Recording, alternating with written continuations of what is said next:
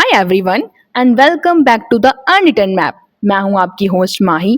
दोस्तों, क्या कभी ऐसा लगा है कि आपकी लाइफ की स्क्रिप्ट कोई और लिख रहा है? 10th के बाद कौन सा स्ट्रीम लेने से लेकर ग्रेजुएशन के बाद कौन सी जॉब करनी है, अक्सर हम वही करते हैं जो हमारे पेरेंट्स चाहते हैं। हम एक ऑबिडेंट बच्चे बनने के चक्कर में इतने बिजी हो जाते हैं कि हम भूल ही जाते हैं कि हमारी अपनी असली क्वालिटीज क्या हैं। आज हम इसी बारे में बात करेंगे कि क्यों स्टूडेंट्स अपने टैलेंट को नहीं पहचान पाते और ऐसे लोग क्या कहेंगे वाले डर हमारी पोटेंशियल को दबा देता है। इस टॉपिक पर डिस्कस करने के लिए हमारे साथ आज जुड़े हैं वंशिका, जिन्होंने इस जर्नी को बहुत करीब से समझा है। Welcome to the show. Thank you for inviting me Mahi. मैं बहुत ही खुश हूँ कि आपने मुझे ये अपॉर्चुनिटी दी है इस प्लेटफॉर्म पे आकर इस इतने प्यारे से टॉपिक पे बात करने के लिए। हमारे लिसनर्स बड़े एक्साइटेड हैं आपसे पहला सवाल पूछने के लिए। हम देखते हैं कि मैक्सिमम स्टूडेंट्स इंजीनियर या मेडिसिन सिर्फ इसलिए चूज करते हैं क्योंकि वो सेफ हैं या पेरेंट्स की विश को पूरी करते हैं। आपके हिसाब से एक स्टूडेंट्स के लिए नो बोलना इतना मुश्किल क्यों है? सवाल आपका बिल्कुल ठीक है। हम अक्सर देखते हैं कि कैरियर चॉइस एक फैमिली डिसीजन बन जाता है, पर्सनल चॉइस नहीं। इसके पीछे एक साइकोलॉजी है जो कि काफ़ी डीप है। एक स्टूडेंट के लिए नो कहना इसलिए मुश्किल है क्योंकि बचपन से ही हमें सिखाया जाता है कि पेरेंट्स हमेशा सही डिसीजन लेते हैं। उन्होंने हमारे लिए इतने सेक्रीफाइसेस किए होते हैं ना कि उन्हें मना करना हमें डिसरिस्पेक्टफुल या अनग्रेटफुल लगने लग जाता है। स्टूडेंट्स के मन में एक डर होता है कि अगर मैं इंजीनियरिंग के बजाय फोटोग्राफी या डांसिंग जैसा करियर चूज कर लूँ और मैं फेल हो गया तो मैं किस मुंह से पेरेंट्स के पास जाऊंगा।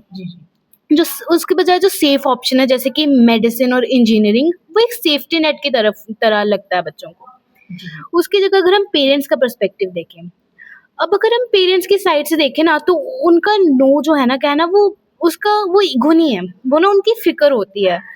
उन्होंने दुनिया देखी है और उन्हें लगता है कि क्रिएटिव कैरियर्स में स्टेबिलिटी नहीं है। वो बस ये चाहते हैं कि उनका बच्चा अगर आगे चलकर जो है ना फाइनेंशियल स्ट्रगल ना करे जैसे वो कभी फेस की होगी उन्होंने।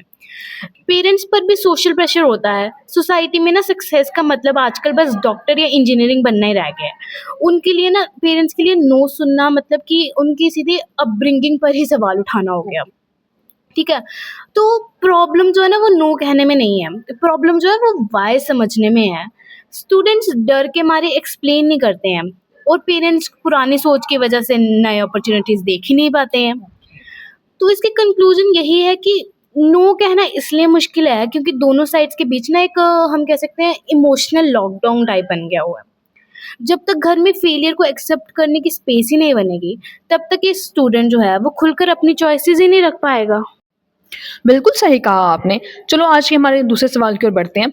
ज़्यादातर स्टूडेंट को लगता है कि उनकी वैल्यू सिर्फ उनकी मार्कशीट तक रह गई है, या पेरेंटल इशू हमें अपने हिडन टैलेंट को देखने से कैसे रोकता है? बिल्कुल सही पॉइंट है। अक्सर हम स्टूडेंट्स को करियर चॉइस नहीं बल्कि करियर फिल्टर से देखते हैं। सोसाइटी हमारी वैल्यू हमारे मार्क्स से जोड़ देता है, ना कि हमारी कैपेबिलिटीज से। एक स्टूडेंट के लिए उसकी सेल्फ वर्थ सिर्फ उसकी मार्कशीट बन जाती है। जब पेरेंट्स का प्रेशर होता है कि सिर्फ साइंस ही लो तो स्टूडेंट्स के अंदर जो हिडन टैलेंट जैसे कि राइटिंग हो गया, स्पोर्ट्स हो गया या म्यूजिक होता है ना, वो उसे हॉबी समझ के साइड में रख देता है। बच्चों को लगता है कि अगर उनके मार्क्स कम आए तो वो कुछ भी नहीं है। इस डर में वो ऐसा रास्ता चुनते हैं जो कि उन्हें सेफ लगता है, सेफर ऑप्शन लगता है, और कभी खुद को एक्सप्लोर ही नहीं कर पाते हैं। वो एक्चुअल में किस चीज़ में एक्सेल कर सकते हैं ये चीज़ उनको कभी पता ही नहीं चलती। पेरेंट्स के साइड से देखें तो उनके लिए टैलेंट जो है ना वो एक वी कैन से लग्जरी है और डिग्री एक सर्वाइवल टूल। उन्हें लगता है कि टैलेंट से घर नहीं चलता, इसलिए वो प्रेशर डालते हैं ताकि उनका बच्चा फ्यूचर में स्टेबल हो सके। पेरेंट्स को लगता है कि अगर बच्चा एक्स्ट्रा करिकुलर में ज़्यादा इंडल्ज हुआ तो वो उसका फोकस है ना वो पढ़ाई से हट जाएगा, जो कि हर घर की कहानी है। इस डर की वजह से ना वो बचपन से ही ना बच्चों के इंटरेस्ट को डिस्करेज करने लगते हैं। जब हम टैलेंट को टाइम पास कह देते हैं तो हम एक पोटेंशियल आर्टिस्ट या इनोवेटर को मार देते हैं। पेरेंटल प्रेशर की वजह से स्टूडेंट्स फॉलो करना सीख जाते हैं लेकिन लीड करना भूल जाते हैं। तो समराइज, पेरेंटल प्रेशर ना एक टनल विजन क्रिएट कर देता है जिसमें हमें सिर्फ गोल ही दिखता है और रास्ते का मजा नहीं दिखता, नए टैलेंट नहीं दिखते। हम तभी ग्रो करेंगे जब मार्कशीट को सिर्फ एक डॉक्यूमेंट समझेंगे और टैलेंट को एक लेजिटिमेट करियर ऑप्शन। बिल्कुल सही कहा आपने। सोसाइटी हमारी मार्कशीट को ही हमारी वैल्यू समझ लेती है। तो बढ़ते हैं हमारे तीसरे सवाल की तरफ। क्या ये हमारी सेल्फ कॉन्फिडेंस कम होने की वजह से है या फिर सिर्फ ये डर कि हम अपने पेरेंट्स को डिसअपॉइंट कर देंगे? What is the main reason? As a student सबसे बड़ा डर फेलियर का नहीं बल्कि डिसअपॉइंटमेंट का होता है। जी। हमें लगता है कि अगर हमने अपनी मर्जी चुनी और फेल हो गए तो पेरेंट्स का भरोसा हमेशा के लिए टूट जाएगा। जी। ये सेल्फ कॉन्फिडेंस की कमी नहीं है, ये एक्चुअली फियर ऑफ जजमेंट है। पेरेंट्स को लगता है कि अगर वो सख्त नहीं होंगे ना तो बच्चा डिस्ट्रैक्ट हो जाएगा। जी। उनका डर ये होता है कि दुनिया बहुत कम्पिटिटिव है और बिना एक सॉलिड कैरियर के उनका बच्चा पीछे ना रह जाए। उनका प्रेशर अक्सर उनका ओवर प्रोटेक्शन होता है। जी। असली वजह यही है कि हम सक्सेस की डेफिनेशन बहुत नैरो रखते हैं। जब तक फेलियर को सीखने का हिस्सा नहीं माना जाएगा तब तक ये डर बना रहेगा। हाँ, सही कहा आपने कि फियर फैक्टर ही बच्चों के टैलेंट को दबा देता है।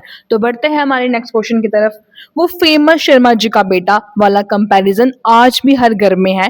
जब पेरेंट्स कंपेयर करते हैं तो एक स्टूडेंट की अपनी इंडिविजुअलिटी पर इसका क्या असर पड़ता है? जब पेरेंट्स कंपेयर करते हैं तो एक स्टूडेंट को लगता है कि उसकी अपनी कोई वैल्यू ही नहीं है। जी।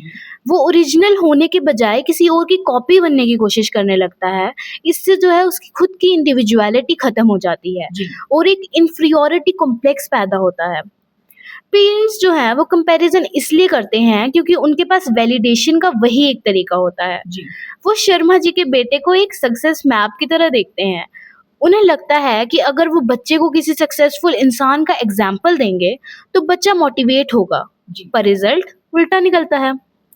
कंपैरिजन मोटिवेशन नहीं बल्कि इमोशनल डिस्टेंस क्रिएट करता है। जी। हर बच्चे का डीएनए और डेस्टिनी अलग होता है और ये बात दोनों को समझनी होगी। पेरेंट्स को ये बात समझनी होगी कि कंपैरिजन जो है मोटिवेशन नहीं है बल्कि आप अपने बच्चे की डेस्टिनी को खत्म कर रहे हैं। हाँ, ये बिल्कुल वैलिड पॉइंट है कि अगर कंपैरिजन खत्म हो जाएगा तो स्टूडेंट सक्सेस की ओर बढ़ने लग जाएंगे। Moving to last question of the day कि जो स्टूडेंट हमें सुन रहे हैं और जो स्टक फील कर रहे हैं उनके लिए आप क्या एडवाइस देना चाहते हैं और कैसे वो अपनी क्वालिटीज को पहचान सकते हैं? आजकल के स्टूडेंट्स पर प्रेशर इतना ज़्यादा है कि स्टक फील करना नेचुरल है। मेरे पास उनके लिए 3 सिंपल से स्टेप हैं। फर्स्ट ऑफ ऑल कंपैरिजन का गेम बंद करो। सबसे पहले तो ये समझिए कि आपका कंपटीशन किसी और से नहीं है। हम अक्सर इंस्टाग्राम या अदर सोशल मीडिया ऐप्स पर देखकर सोचते हैं कि सबकी लाइफ सेट है, बस हम ही पीछे रह गए हैं। बट सच्चाई ये है कि everyone is running their own race, right? जब आप कंपेयर करना बंद करते हो तभी आपको अपनी असलियत दिखनी शुरू होती है, अपनी असली क्वालिटीज दिखनी शुरू होती है। सेकंड, अपनी स्मॉल विंस को ऑब्जर्व करो। क्वालिटीज पहचानने का कोई मैजिक फॉर्मूला नहीं है। आप बस ये देखो कि पूरे दिन में आपको क्या करने में मजा आता है। लाइक क्या आप अपने दोस्तों की प्रॉब्लम्स अच्छे से सुनते हो? That's empathy. क्या आप मुश्किल वक्त में काम रहते हो? That's resilience. ये छोटी छोटी चीजें ही आपकी सुपर पावर हैं और इन्हें इग्नोर मत करो। Last of all, experimentation is the key. Experiment करो। अगर आपको समझ नहीं आ रहा कि आप किस चीज में अच्छे हो तो नई चीजें ट्राई करो। कोई नया स्किल सीखो, वॉलंटियर करो या बस कुछ लिखना शुरू कर दो। जब तक आप फील्ड में उतरोगे ही नहीं आपको पता नहीं चलेगा कि आप स्टक हो या बस स्टार्ट करने से डर रहे हो। दोस्तों, स्टक होना कोई परमानेंट स्टेज नहीं है, ये बस एक पॉज है। इस पॉज का यूज कीजिए खुद को समझने के लिए। आपकी वैल्यू आपके ग्रेड्स से नहीं बल्कि आपके करेक्टर और आपके यूनिक पर्सपेक्टिव से डिसाइड होती है। सो सांस लीजिए और ये छोटा सा स्टेप लीजिए।